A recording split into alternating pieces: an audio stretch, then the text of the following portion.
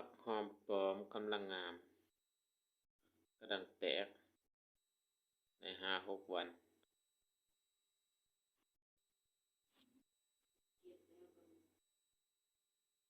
งามๆอันนี้ฮะก็ได้10 ปลายวันกำลังขึ้นเก็บแล้วก็มี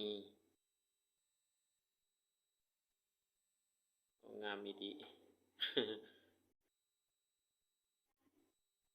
เด้อมาเก็บซอยค่อยแด้ตอนนี้นั้นยาวเก็บบ่ร้อน